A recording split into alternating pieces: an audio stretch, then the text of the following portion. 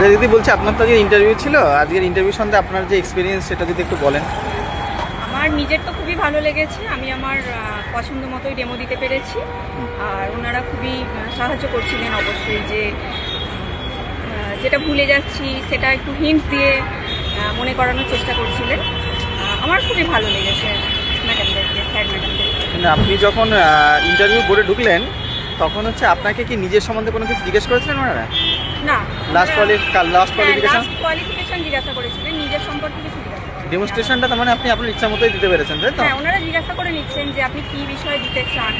এবার সেটা হয়তো ওনাদের পছন্দ মতো হলে দিতে দিচ্ছেন। এবার সব টেবিলে তো একই ব্যাপার না, অন্য টেবিলে কি হচ্ছে সেটা। মানে আপনাকে আপনি নিজের ইচ্ছা মতোই দিয়েছেন, তাই তো? হ্যাঁ, আমি নিজের ইচ্ছা মতো দিয়েছি। আমার গ্র্যাজুয়েশন ছিল। গ্র্যাজুয়েশন ছিল। যে বলছি কি আপনারা সিচুয়েশন বেস কোনো কোশ্চেন করেছিলেন চাইল্ড পেডাগোজি থেকে? না না এমনি জিকে, কারেন্ট অ্যাফেয়ার্স, না, ওসব কোনো কিছু প্রশ্ন ইংলিশ করা থেকে হয়নি। কোনো কোশ্চেন? না, আমার শুধুমাত্র আমি যেটা ডেমো দিয়েছি সেখান থেকে, আর আমার সাবজেক্ট যেটা ছিল সেটার উপর।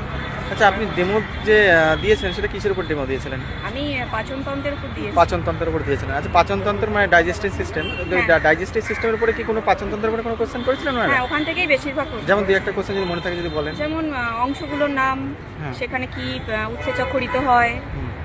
এই সমস্ত। আচ্ছা, বলছি কি চাইল্ড পেডাগোজিতে কোনো কোশ্চেনই করেনি? না, ওখান থেকে কোনো প্রশ্ন হয়নি। আচ্ছা, আর বলছি আপনার হচ্ছে টেবিলে কতজন ছিলেন? 3 জন ছিলেন। আপনার টেবিল নাম্বার কত? 6। ঠিক আছে, আমাদের জাহিদ একাডেমির পক্ষ থেকে আপনাকে অনেক শুভেচ্ছা ও অভিনন্দন জানাই। আপনি ভবিষ্যৎ জীবনে সফল হন। ধন্যবাদ। হ্যাঁ।